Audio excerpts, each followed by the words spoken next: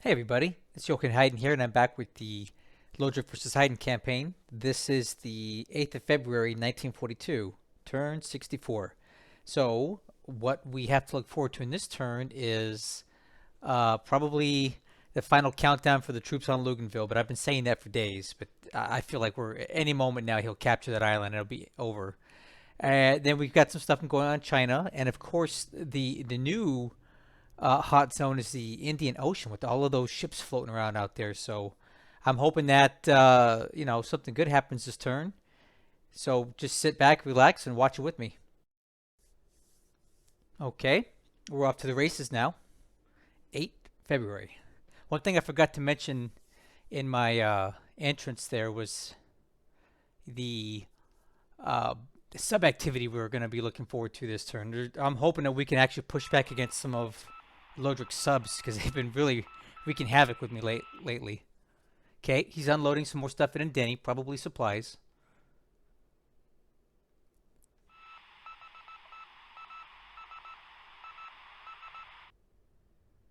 Okay, no night strikes anywhere. Just waiting for the subs. Any minute now, you know we're going to see them.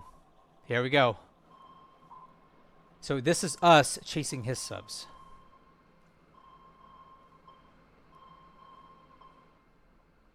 And we don't chase much. We don't nothing happens there. Okay.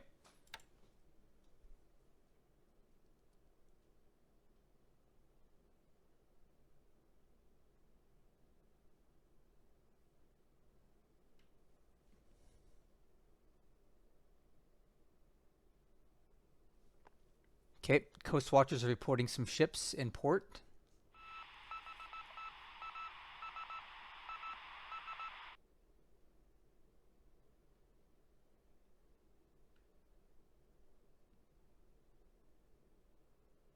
Okay, so far pretty quiet. These are our Catalinas and other spotter planes sighting stuff.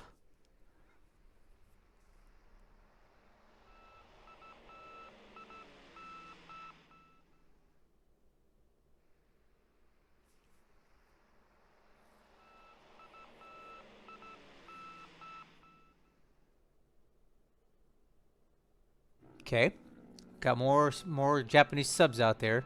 Look at them, 6, 7 near Noumea.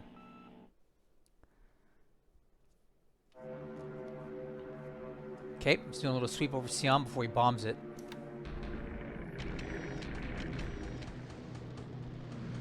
Okay, this is our daily raid on our guys in Butuan as he tries to slow us down getting into Surigao.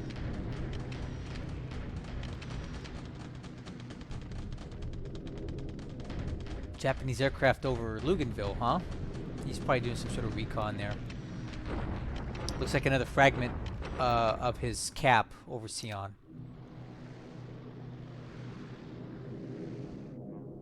Oh, looks like he found our troops to the north here. He's going to try to slow us down. Okay, now an actual raid on Ceylon itself. And he's targeting the base again. He's no longer targeting the troops, but the base.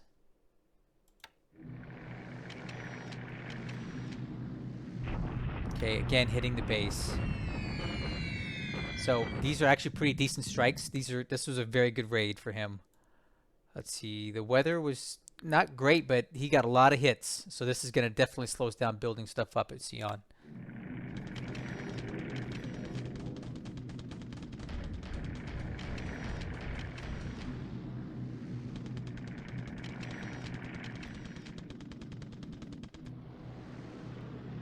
Okay, AM phase was pretty quiet.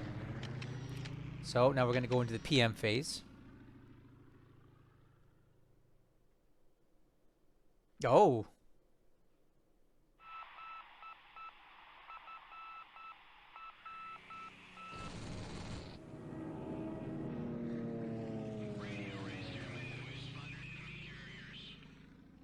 So apparently we've spotted his carriers. Presumably, oh, we got a hit, guys.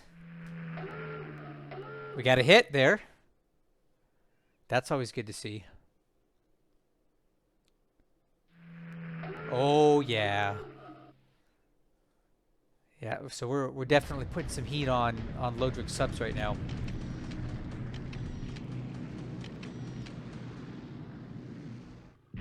Big raid. Oh, it's a big raid on Changsha.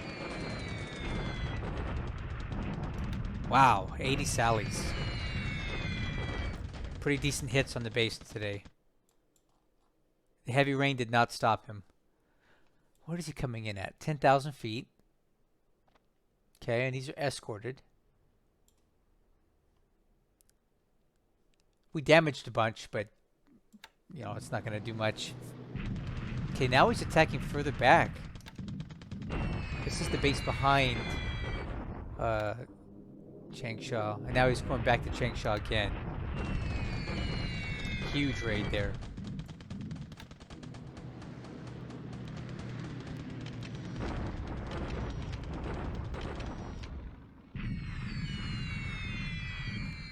He's bombing these guys that are trying to retreat to Pinsiong.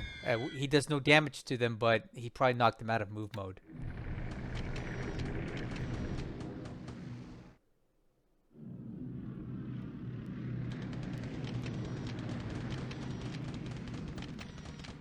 Okay, that was a pretty light air phase, air combat today. Fine with me, I'll take it.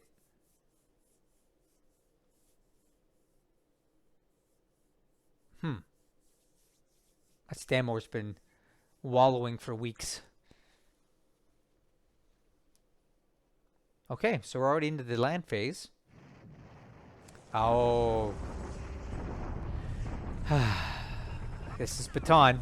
This is what we've been waiting for. This is probably going to be the end of it. Let's go ahead and fast forward. So, obviously, he has taken everything else except for a Pari, which, you know, that's not a big deal. He doesn't need it. And he's pushed us down out of Clark Field into Bataan. This is the last of our defenders in all of Luzon. I don't see us holding against this kind of force, but we'll go ahead and run it. If you see any of these units start to die, that's a good sign that we're not going to make it like that. There it is. That's it. Oh man, this is going to be a bad day for points. I'm going to fast forward through this, so we're going to have to... Oh, man. Oh, boy. Yep. This is a bad day for us. I'm slowing down. Okay, so now we know what he's got. So he has 3,300 AV tied up there in the Philippines, right? We had no chance with that disparity of force. We were so weak. This is going to be brutal. So he loses very little. Like, these disabled squads are nothing. It's the destroyed squads that count. And now we, on the other hand, it's not so great. 35,000 casualties, and the majority of these were surrendered troops, but they still count as killed, no matter what the way it is that they died. So there it is. That's the end of our armed resistance in Luzon, which means that all of northern Philippines is open for the taking for him. All he's got to do now is take out these minefields here. Now he's got an open port.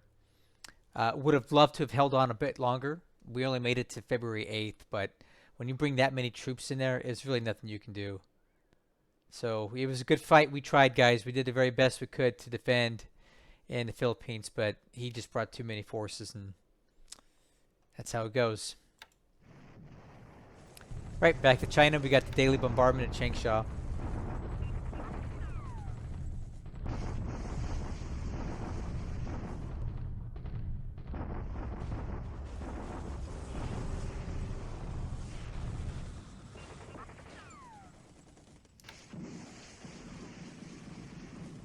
All right. So we lose a bunch more troops here. It's a daily thing. Nothing I can do about it. This number continues to bleed down, though. If you see that. Okay, Luganville again. These guys just are not giving up. I can't believe it! Wow! That's incredible. These guys are hanging on by a thread, man. I don't understand it. That's just insane. Oh, look at whoa! Oh, look at this. Now we're still continuing to lose a lot of stuff every turn, right? This again, not a sustainable rate of loss, but I think we're bleeding him dry. This highly the disparity of losses here is very substantial here. So I think what this is telling me, let's take a look here. Attacker fatigue. So he's been attacking every day, and the fatigue is getting to the point now where his troops are running out of juice, right? So he's going to have to stop at some point and rest these guys, because they're once fatigue gets to a certain level, you start seeing these loss rates like this. So again, we're on borrowed time at Luganville, but the fact that we did not lose it, and the disparity of force here is showing us that he's just pushing too hard. And pretty soon, I'm sure he's going to have supply issues here as well. And now he's going to take in Denny. That should be an open and shut case, because we're not there.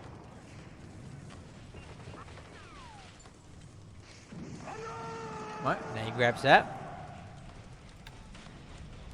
And, oh, here we are at Sabang. So, this is what he's coming in with. I think we can hold here for about a turn. Yeah, okay. So, the adjusted numbers aren't great for us, right? And the actual loss rates aren't great, but looking at these numbers here, I don't know. We may have a turn or two more left in here. The only issue that we might have are the fortification level. But Sabang lives another day. Hopefully that's enough to get that that stranded unit out of there. The PBY that I have. But no, we held on for a turn at Sabang. So can't be upset about that. Okay, and now he's going to take the island of Billiton. Okay, it's undefended. And there it is. He's got that too. Okay. And now he's going to take Padang. Again, another undefended base. Man, he's really rolling up Sumatra pretty quick here. We're just down to a few. Okay. And then the Royal Thai army is going up there. He finally gets us out of there. It took him like 4 turns, but they did it. He takes no losses doing that. We just basically gave up. Okay, so there's that ground phase. I would say it was pretty dang good for Lodrik for sure. And once again, Luganville builds up another fort level. Pretty good turn for Lodrik though. He captured a lot of bases. He finished us off on Luzon and Philippines. Bataan is down. We're going to take a ton of lost points for that. So overall, good turn for him. And this is something that I had ordered for the previous turn. I'm converting and upgrading some of these ships.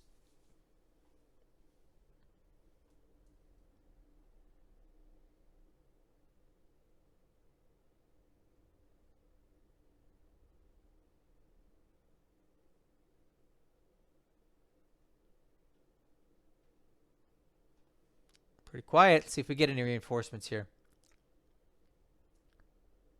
Okay.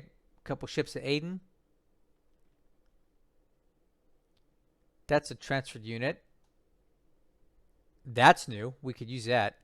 That's Lusu War area is a Japanese unit that has respawned. All right, we'll take a look at all that stuff here in the next part of our video. So let's go ahead and take a look at the numbers to see how it went. Not looking forward to seeing Bataan. Okay, friends, we're back on this dark and terrible day in the Philippines. Let's take a look at the numbers. All right, as always, we'll start with aircraft losses for today. 0 to 2 in our favor. So the only 2 aircraft that are reported as lost today are a Sally and a Betty from the Japanese. One lost to flak and one due to ops. Obviously, we'll have no lost pilots since we lost no aircraft. But we can take a look at our wounded pilots today and see if we're getting anything back. So we are showing all the wounded pilots that are in the group pool have a return to duty date. In the reserve pool, same thing. So looking good for recuperating pilots that are good, especially the ones that have these missions and have more experience, right? It's always good if you can get some of these guys back. So taking a look at the loss points, you'll see here that this skyrocketed this last turn. 35,000 troops on Bataan were either killed or captured, and we all know what happened to those guys in reality. So Lodrik is going to be convicted of war crimes when this war is over. You can bet on that, because I doubt many of those poor guys from Bataan will ever see the light of day again. But obviously that negatively impacted our army loss points substantially. He lost almost nothing there.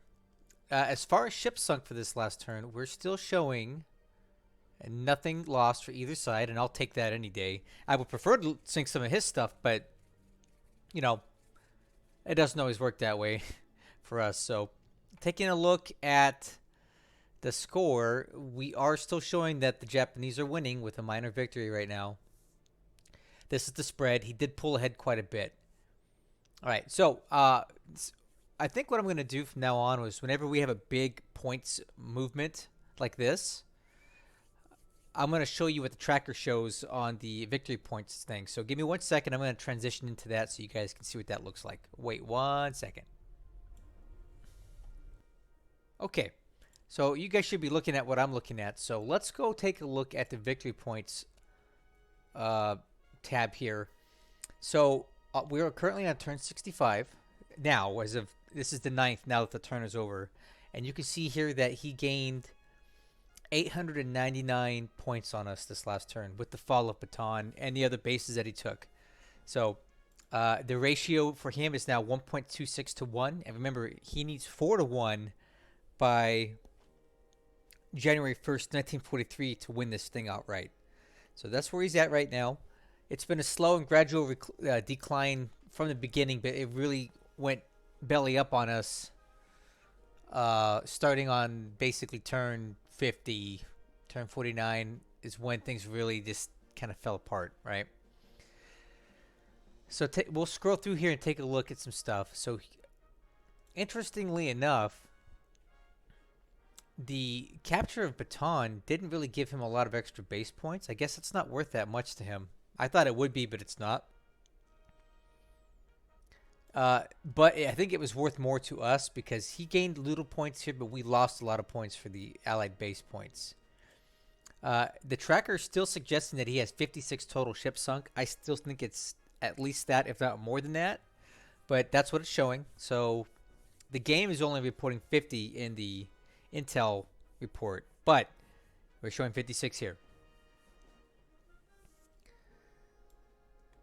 And then here you can see the bulk of the points from last turn came from the army loss points. So we went from 3847 to 4696, which is quite a swing. That's what happens when you have 35,000 troops taken out in one turn.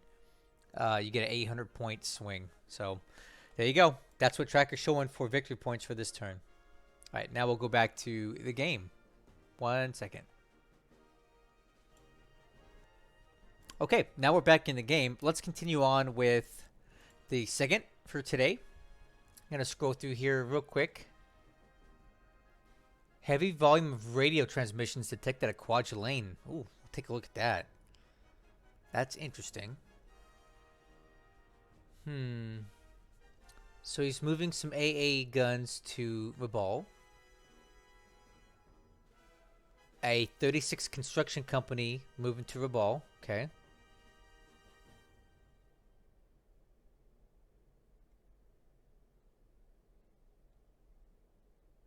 Oh, look at this. This is cool. 2,511 men are based at Heiho. I've never seen that before where it gives you an exact number. Man, Allied SIGINT is amazing. Look at that. Look at the detail you get from that. The Japanese never get that. Yeah, okay, so he's moving another base force to Rabaul. So he's really beefing up Rabaul. I think this is showing us that he's really going to start making a stronger push in the Solomons at this point. He's moving a lot of stuff down there. Okay. Let's take a look at the operations report.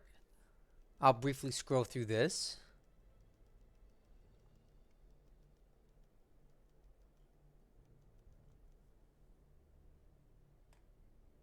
Looking for anything of note.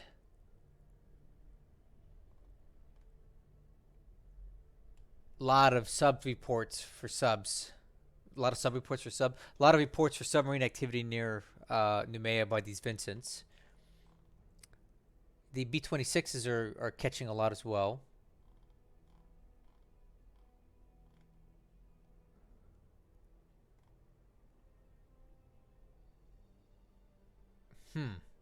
Yep, that's a lot of sub activity here. So it looks like over in Colombo, one of our odd axes did attack and hit the I-164, which I believe we were engaging with our ASW ships, but we weren't getting anywhere with it. Not too much anyway. So we did get a hit on there. I don't think it's going to do a whole lot of damage, but it all accumulates, so maybe enough to drive that guy out of there. That'd be nice. Okay, more sightings of subs. Our Empire apparently dropped some bombs on one of these Japanese sub chasers. That's pretty cool. We now see that a B-26 is attacking a Japanese sub.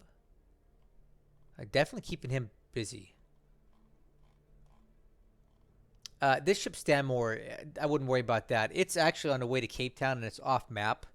It's been damaged for about a month and I've been slowly moving it back. It's not actually in danger of sinking. I looked at it.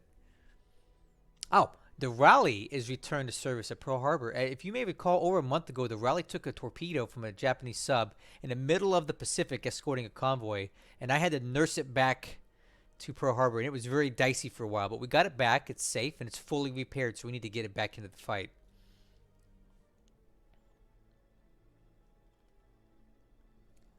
All right, and then you can see here, excuse me, he captures Bataan and Denny, Billiton, and Padang all in the same turn. And once again, Luganville continues building forts because these guys just don't know how to quit.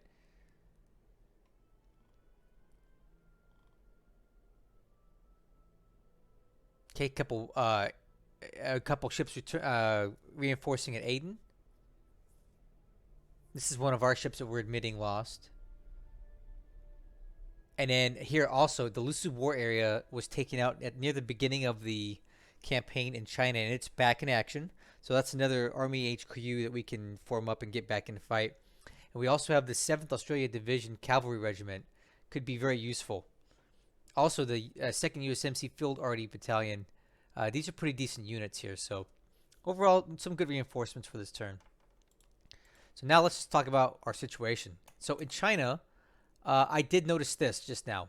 So he's pulled back a lot of troops out of this hex, and he's moved them to here. Okay, that appears to be the bulk of his forces. So I'm wondering if he's going to pivot this way and then begin another drive for Ceylon. So we may have to go back to Plan A, which is a full retreat up to the north and give up Lanchow and Ceylon if that's how these guys are going to pivot. So we'll keep a close eye on this, but we need to be prepared to pull chocks and retreat if that's what he's trying to do. I really think he's going to try to move in this way to Ceylon. That's why he's been bombing it so frequently, right?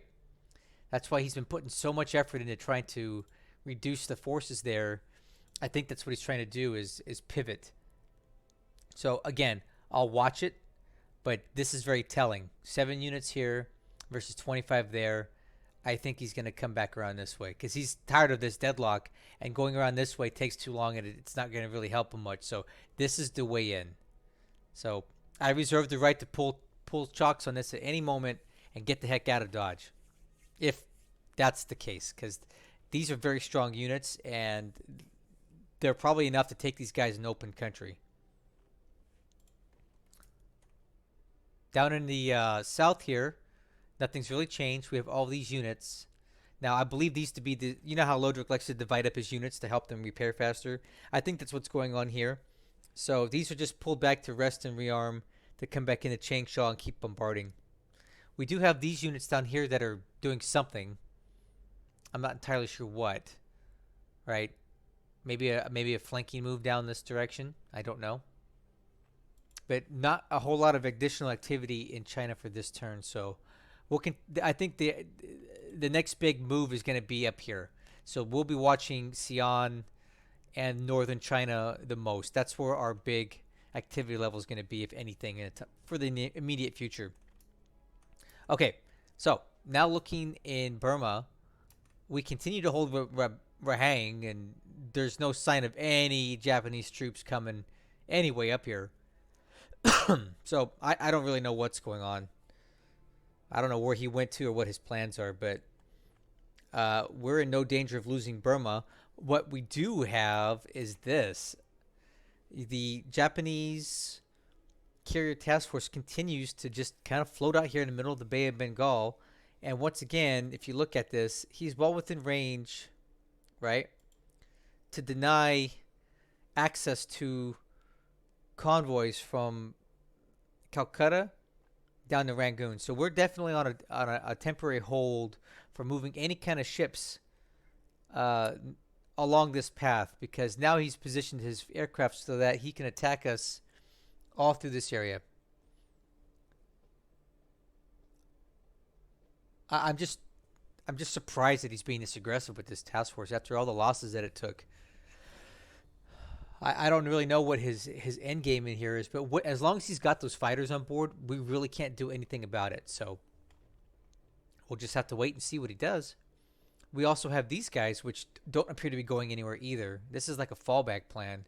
So at least 2 heavy cruisers, maybe more. And they're all just kind of blockading from a distance Rangoon, okay? At least over here in Colombo, we're finally getting a handle on the sub situation. We damaged 1 sub last turn. We've got good spotting on them now. We have quite a few ASW assets coming up. And we're just going to keep at it. And we're going to basically run this guy out of town and damage these subs. He can't deal with as many ASW planes and ships that I can throw at him at Colombo. So he's going to have to push off at some point and find somewhere else to go. We do have this sighted here, which is this light cruiser task force, which was somewhere around the Andaman Islands before. It is heading south, probably to rearm and get some more fuel. We had the battle at Sabang, and we did hold, but our fortification level is now down to 0. So I don't know how much longer these guys can hang in there. Okay, I had a little interruption there, but I'm back. So one thing I wanted to point out at Sabang is that we still have this disabled PBY here, and I don't think we're going to get it repaired in time to evacuate it. So we may lose another PBY here due to this. It is what it is. Nothing I can do about it. Overall, I would say that Lodrik is doing pretty decent with the conquest of Sumatra. We do have Sabang, which is going to fall within a couple turns. He's captured all the rest of the stuff with the exception of a couple dot bases, which aren't that important. And he's already on the way to doing that. As far as I know, these troops at Benkolin are the ones that are here now. But they could also be coming down the road. We just don't know. We got the guys in Palembang hanging off for dear life, but time is short, honestly, for these guys. So hopefully these engineers can blow the crap out of this place on their way out the door and leave him with a big smoldering pile of smoke and oil. We have these poor guys, these harbor defense motor launches. I sent them over to Bilton to see if we can engage these guys. Hopefully they will this turn. But with these numbers, I'm not sure. And I'm not going to waste political points on harbor defense motor yacht captains. We'll see what they do. On Java, he is now moving towards Batavia. We are building up some fort level, but it's not much. We do have supply. We're gaining supply every day due to the industry that's in the hex. Okay. These troops, I can only assume, are also heading for Batavia. And we'll see how long we can hold out there. In the meantime, at Banduang, we're just kind of hanging on, just waiting for the inevitable. At Tajilat Jap, I think he's on his way to capturing that too. We'll see how long it takes him to get there, but I would say within a week he'll have Tajilat Jap as well, and then we'll just be down to Banduang and Batavia on Java, and then that's it. And then we'll have to figure out what Lodrik's next plans are after that, because there's, by my estimate, about 100,000 troops on this island between what's down here and what's up here. Now, fortunately, we were able to leave Surabaya completely wrecked, but I don't know how that's going to work for the rest of these bases. So we'll just have to see how this goes. One thing I want to point out in the Philippines is that obviously Bataan is gone, and it wasn't worth a lot of points. Where he got the points from was the troops he killed. So that leaves basically the central islands of the Philippines left intact, and then we have the killers of Cagayan, the murderers on Mindanao. I'm gonna press on for now. I'm gonna continue moving towards Surigao. He does have this task force here, which I'm not entirely sure what this is. It could very well be landing reinforcements. So if that's the case, continuing this attack doesn't make a lot of sense. But you know what? The heck with it. I'm going to go for it anyway. We have nothing to lose on Mindanao anyway. At some point we're going to lose it anyway. So we must try to do what we can. Everything's showing he's only got one unit here. So either he's evacuating or he's bringing in more troops. But we won't know until we get there. So we're just going to keep pressing on every day until we get there. He's bleeding us dry every single day we go up this road. We take more and more losses, but you know what? Whatever. They don't figure to last anyway. So we're gonna continue on to Surigao. The President Madison once again cheated death, and I have it back here at Makassar now, and I have it back on pier side repair just to try to knock down some of the system damage as much as we can. If I can get it below 50, we have a good shot of getting it out of here and to safety in Australia and back into rotation. So that's what we're going to try to do. I cannot believe that the President Madison has survived this long. What a journey, right? From Bataan to Ioleo, Tarakan, Balikpapan, Surabaya, almost getting blown up by a heavy cruiser here, to Bandarmasin, and now to Makassar. It's been just a trooper, and I want to save that ship. So, hashtag save President Madison. That's going to be a little mini game for me to just keep this thing alive as long as I can. We have this spotted. So, just like I predicted, the ships that were here at Ternate are moving south. I thought they were going to go for Ambon, but they appear to be going for Kendari. But it's weird because it says that they're moving northeast, which would be this direction. So, I wonder if he went all the way down here and went back somehow. Whatever the case may be, we're ready to defend. So I hope he's coming back to Kendari for something good. I really want to get a good attack going on here. So we'll see where he goes. I'm looking forward to it regardless of what it is. Nothing else going on down here in the Dutch East Indies south. In the Banda Sea, the Sarum Sea is pretty quiet. Nothing at Darwin. Nothing here at Perth. Just moving some ships around. Right? We got some ships heading back to Cape Town. At Perth, the only thing we have in port are 3 ships that are repairing. So these are ships that came out of the Dutch East Indies that were too damaged for me to continue moving them any further than this. So we're going to get these 3 patched up, and then we'll get them back into the fight. Swinging around down here, situation nice and quiet. The sub situation has seemed to have subsided in this area for now.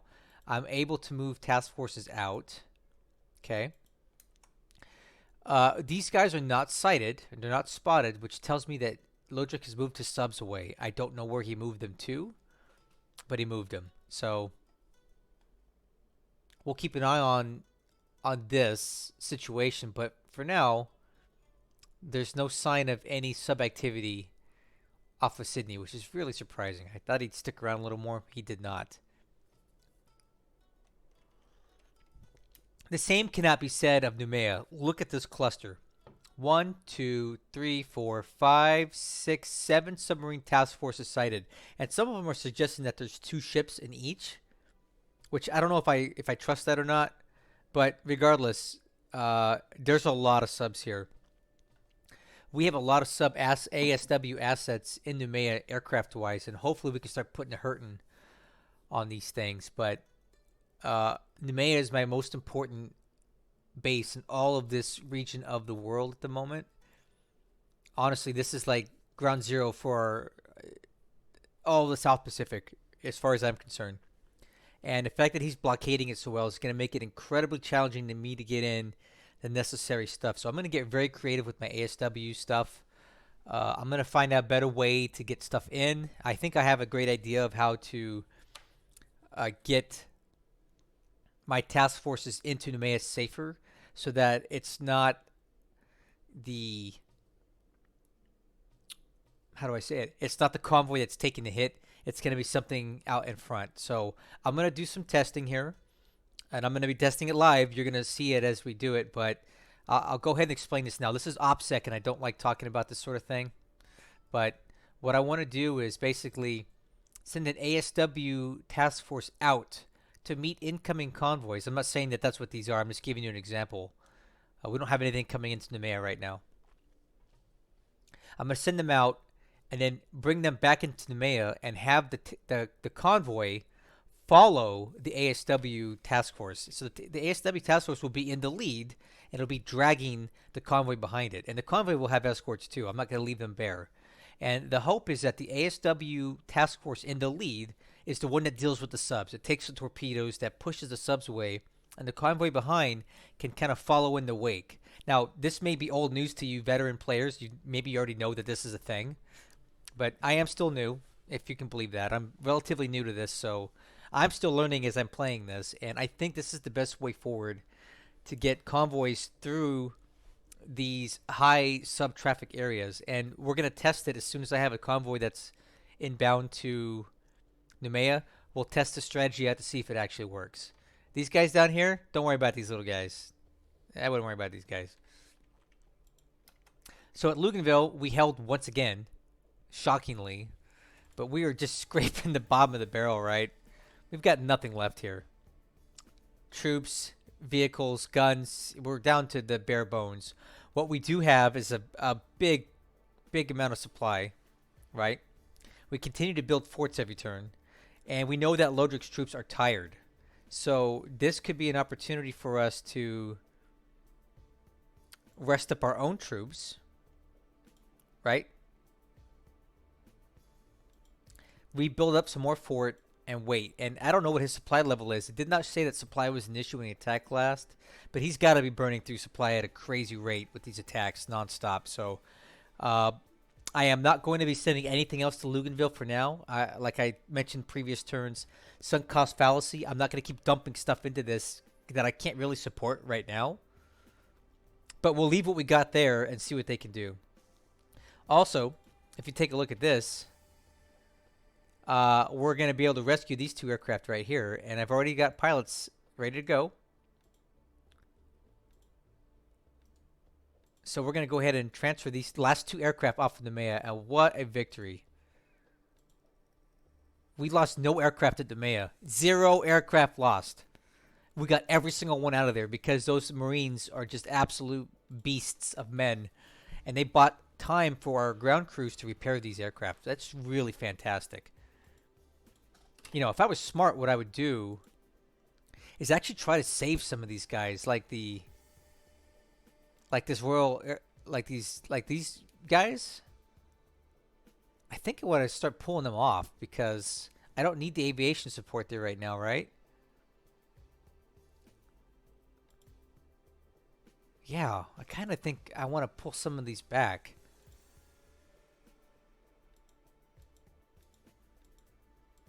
Yeah, I think I might start doing that. The ones that don't have any AV that aren't really contributing to the attack or the defense, I think I might start pulling these guys back because I could use them in other places. So I think the Bundaberg Royal Australian Navy base force is coming home because they're just not. I could use these aviation support and naval support back on Noumea. It's no longer required here. So I just thought about that.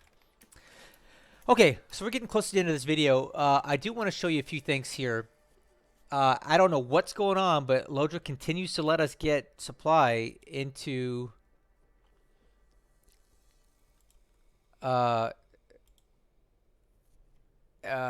into Port Moresby. I mean, we keep moving ships. I'm only sending in one at a time so I don't lose him in case he does something crazy, but he's not doing anything. So we're almost up to 20,000 supply on Port Moresby. We're continuing to build the airfield. We're continuing to build everything. And I'm actually starting to think that I want to start sending stuff back to Port Moresby again. Because why not? He's letting us do it, right? So I'm going to look at that and see what makes sense to do. And then we'll maybe transport a few more troops to maybe complete some of these units that are missing stuff, like the Australian Cavalry Brigade, this Australian Division.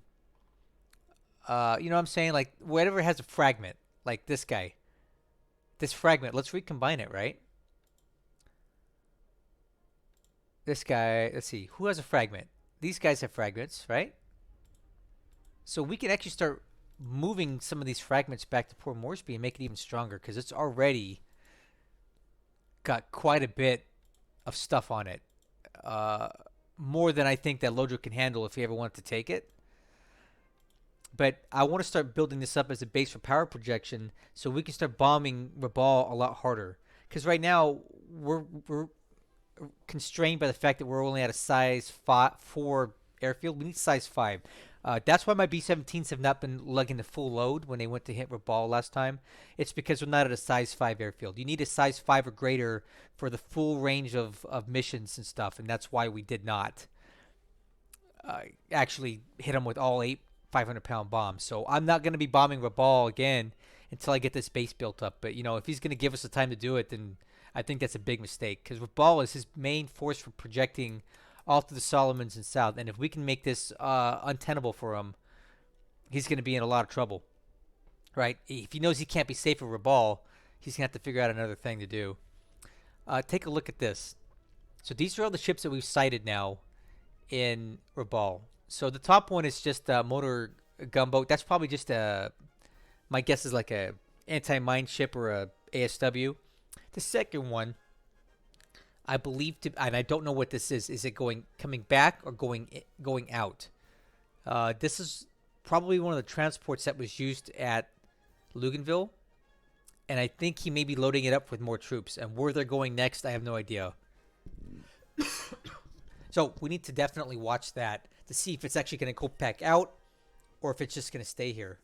There's another one, another APD, AP convoy. That's another troop transport. I have no idea if it's going out or coming back in. And the last one appears to be, heck, I don't even know what that is. So there's a lot of question marks here.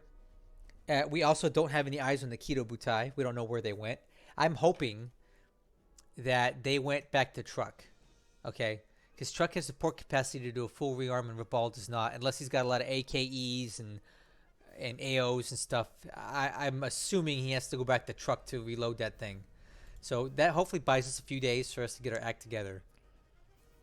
But regardless, we don't have to worry about losing any more ships near Luganville because I'm not sending them there.